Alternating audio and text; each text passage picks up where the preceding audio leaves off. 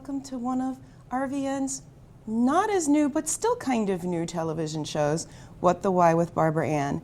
If you haven't seen us before, our show features conversations with diverse leaders from all walks of life about why they do what they do and how they figured things out. Maybe you're sick and tired of feeling sick and tired, or maybe you feel stuck and you want to get unstuck, whether that's in your business, your job, or even your life. At some point, all of our guests had something in common with you. They felt similarly, and today's guest is no exception. Today we're joined by Tannur, she writes, Ali. Tannur is the founder and residential land steward for iLogic Sustainable Industries LLC, and wearer of many hats, including poet, mother, facilitator, and chief steward or coordinator of Solomon's Garden. Solomon's Garden is a 5-acre plot of land nestled deep in the woods of rural Alabama. To create space for the growth that is central to the mission of iLogic, participants will spend the coming years developing models of sustainable, multi-generational community building, which includes farming. iLogic stands for the Institute for the Love of Genius in Community. It began as a local community association in Albany, Georgia, founded in 2014 by Tannur, she writes, Ali, and her mother. Now, I don't want to mispronounce her name. Is it Njamile? Njamile. Njamile. That's beautiful. Njamile Ali.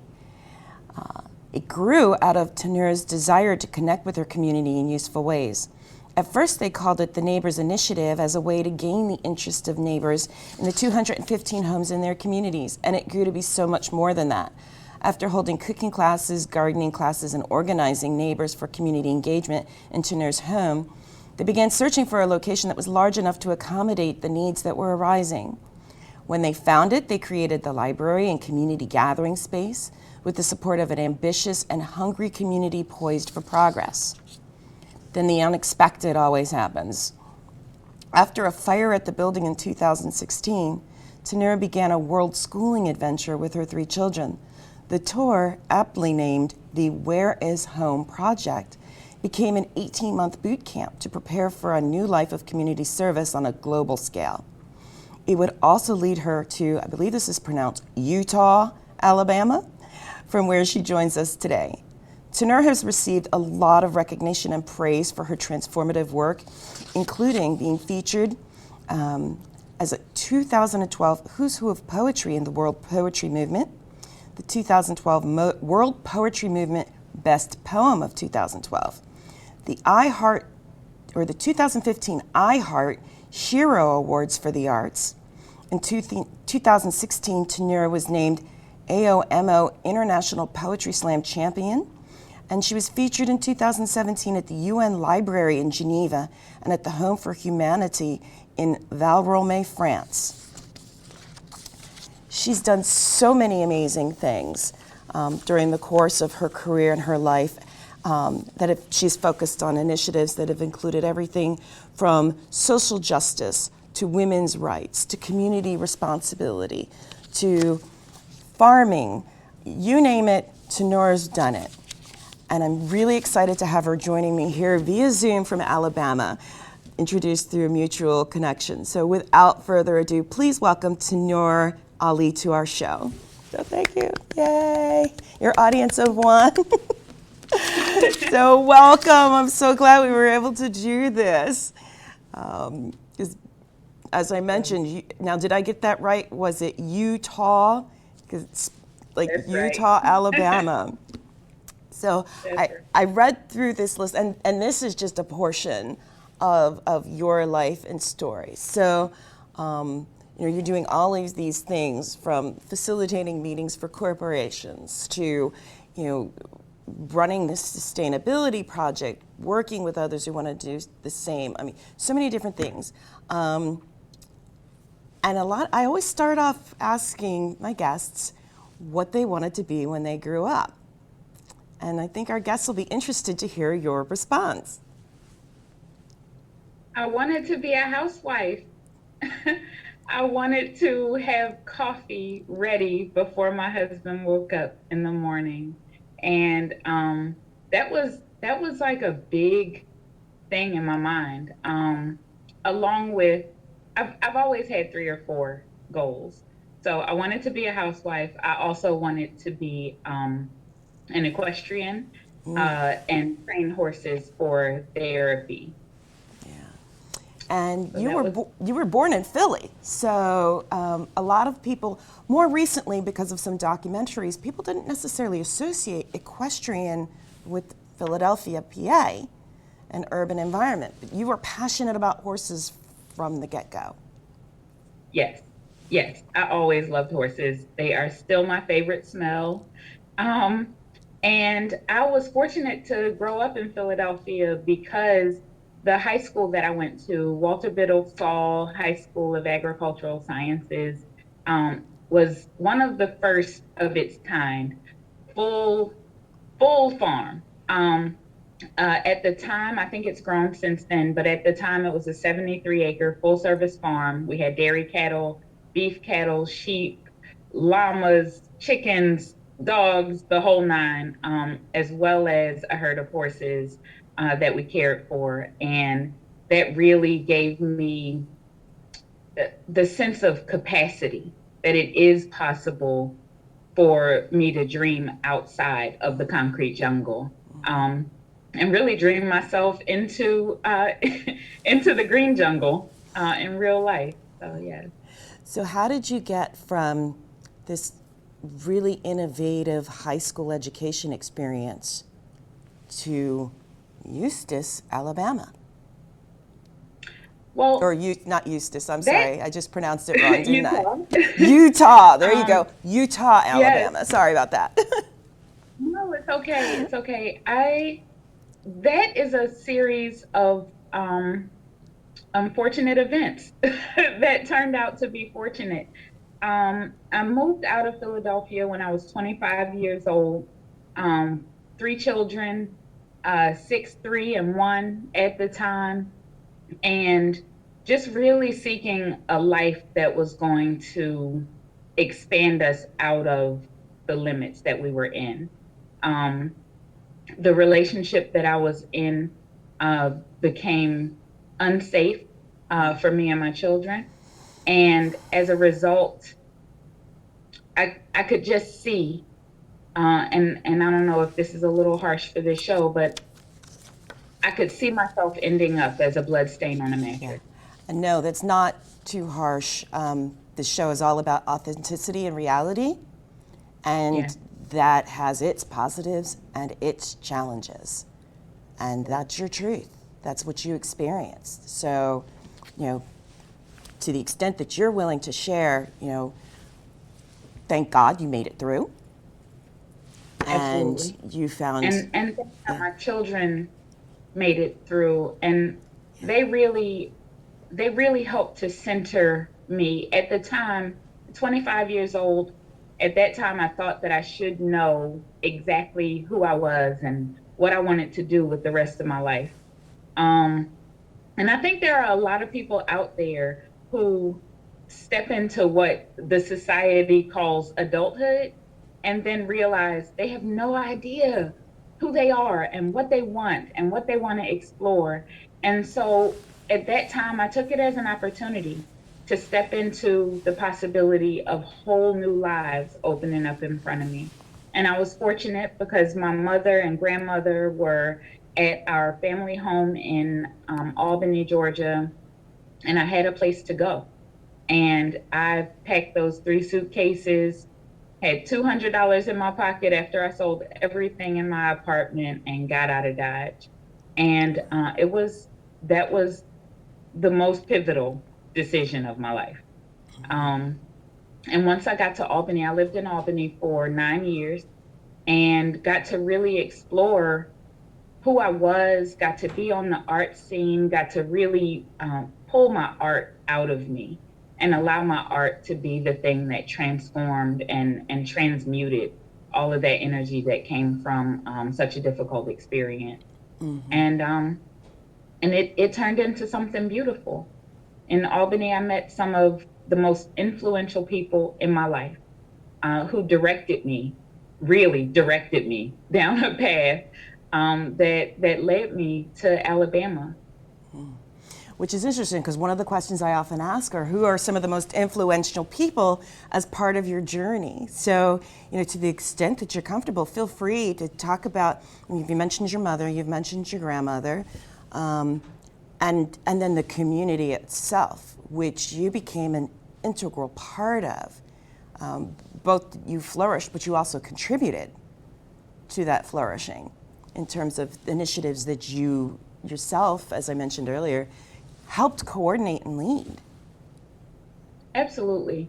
I've always been a little bit of a wild child. And so in Albany, when I got there and finally kind of settled into the fact that I was going to be creating a new life, one of the first things that I did was to sit down and try to figure out where the poets were.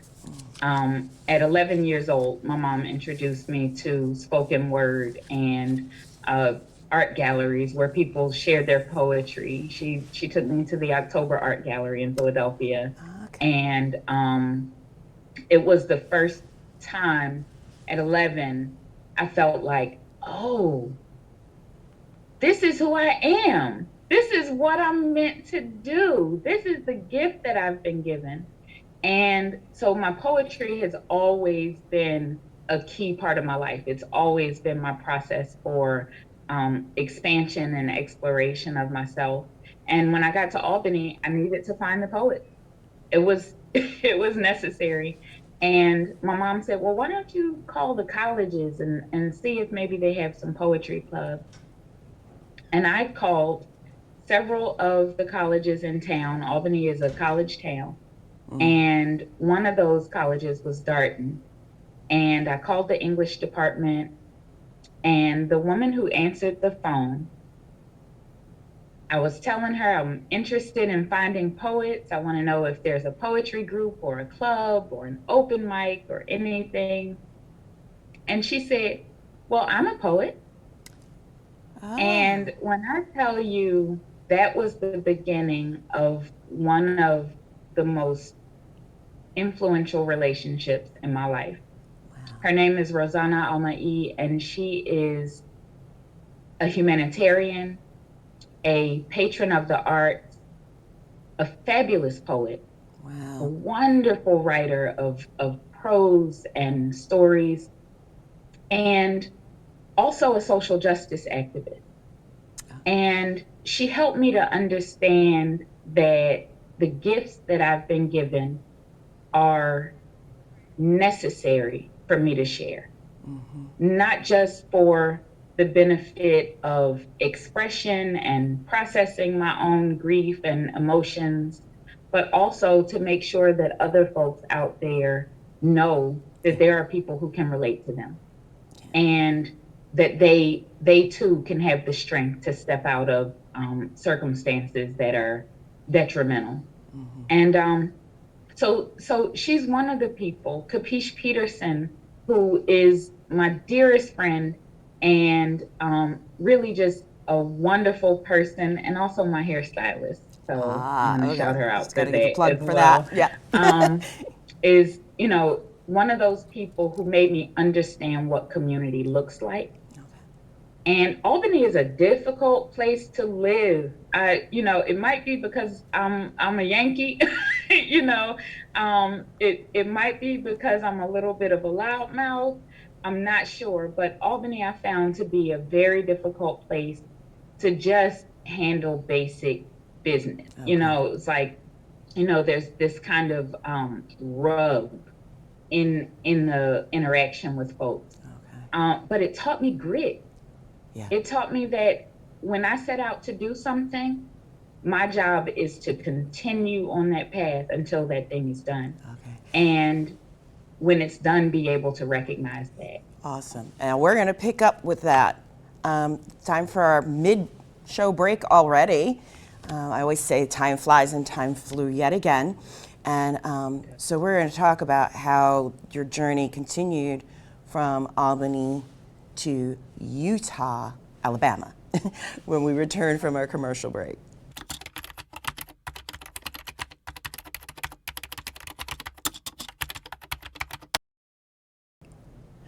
Welcome back to What the Why with Barbara Ann. And our guest today, Tannur, she writes Ali, who's the founder and residential land steward for iLogic Sustainable Industries, LLC. And before the break, she was sharing with us, life as a Yankee in Albany, in Georgia, can be a little bit challenging. And I've known other people from Georgia, and they've had similar expressions about making that transition. But Georgia was really just a stopping place along the way where you were influenced and supported by so many wonderful people. And then you grew programs and services for the community. You found a location, there was a fire, and now here you are pivoting again. Yeah. So how did you find the courage to just, as you put it, go on tour for 18 months with your children as part of educating them? I'll tell you, when I was in Albany, one of the things I participated in was Albany State University's Poetry Festival. They do an annual National Poetry Festival. And what year was that? It must have been 2014, okay, maybe 2015.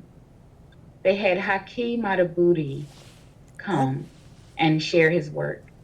And he was also, talking a lot about his new poetry book at the time called Run Toward Fear. Mm-hmm.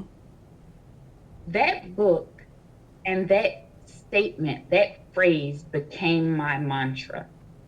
Run toward fear.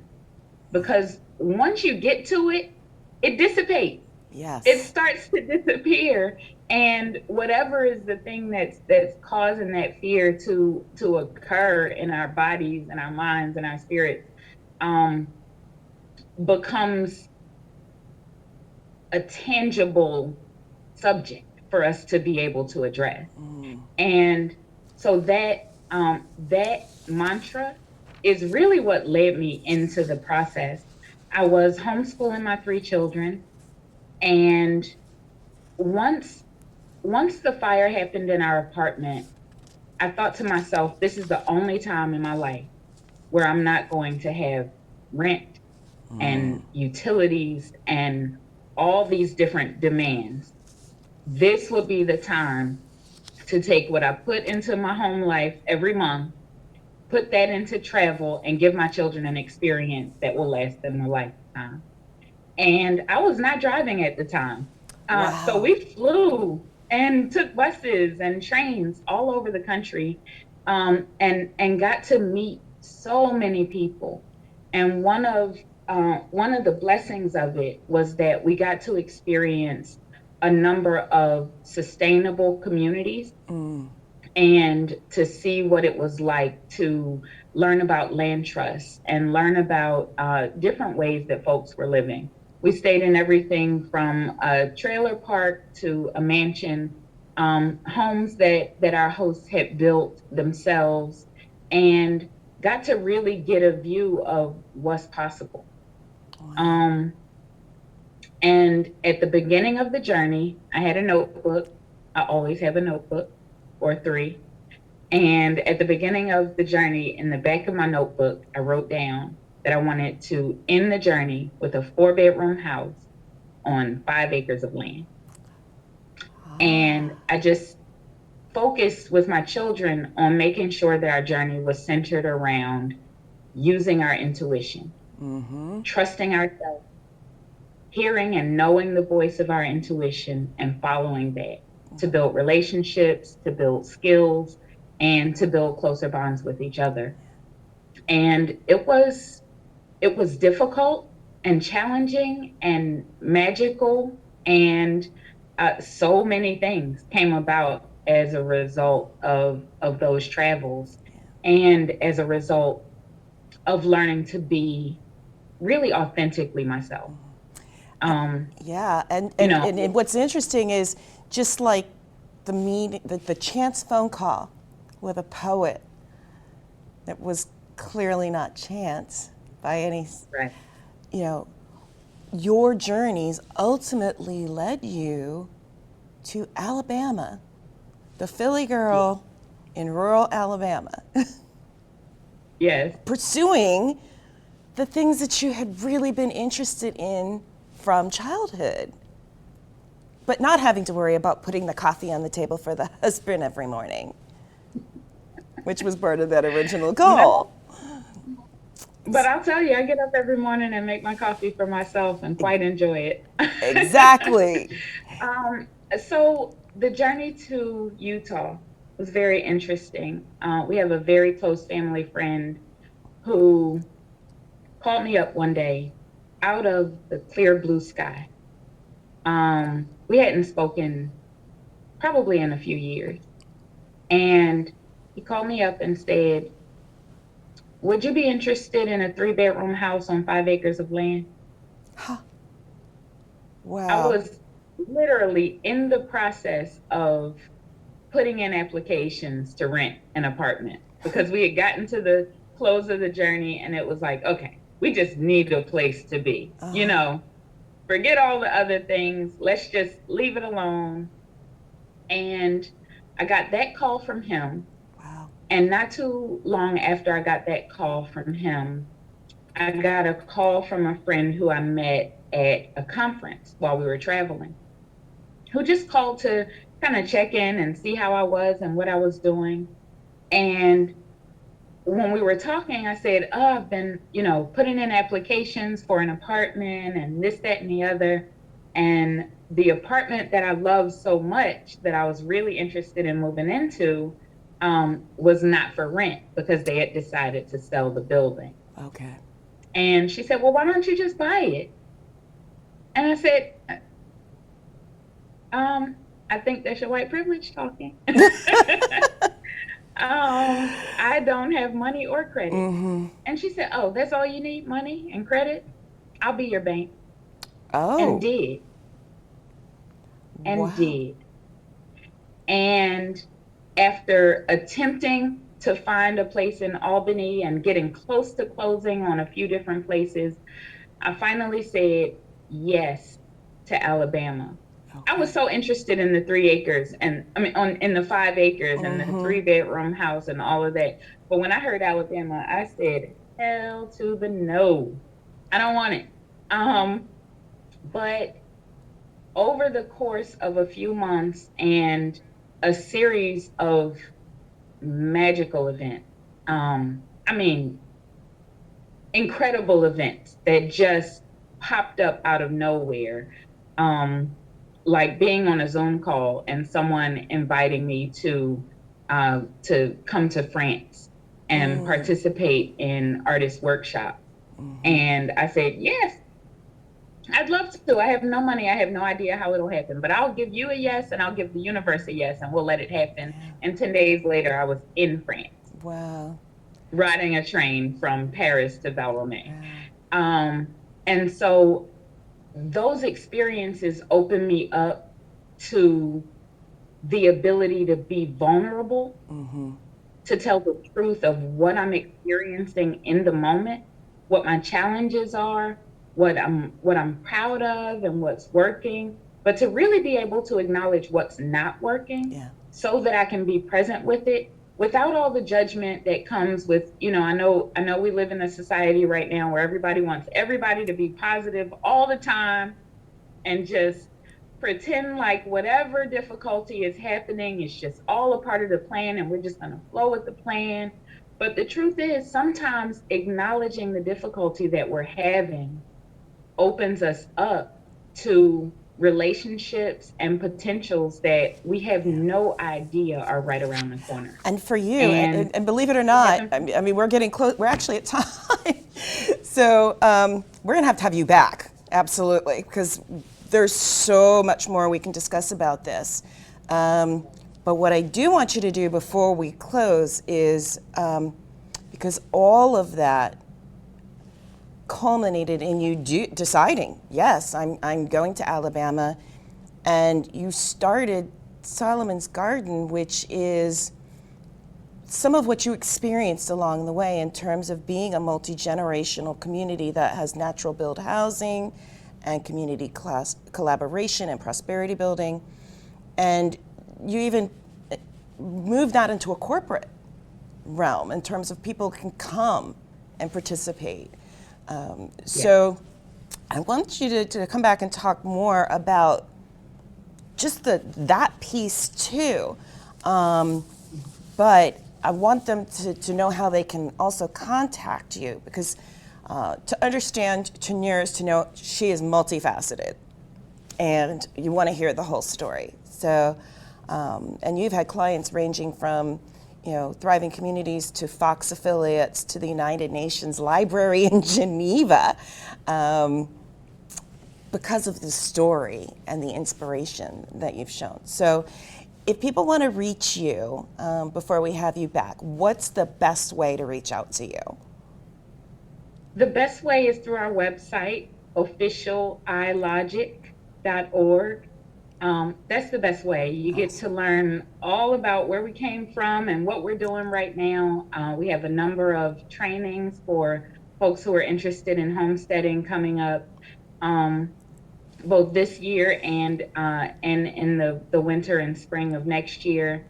And so that's the best way. But if folks want to connect on social media, Instagram is a great way. ilogic_Solomon's Garden. Solomon is my father, planter of many seeds. And ilogic_Solomon's Garden on Instagram is a great way as well. Awesome. And definitely going to have you back as we go into 2023, since What the Why with Barbara Ann is going to continue and share more of the multifaceted things that you are doing.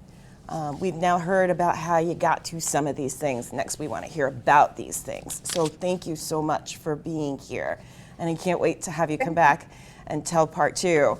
We had another guest like that as well. We couldn't do it all in 1 hour. And even then, I think we could have done a third show, and who knows.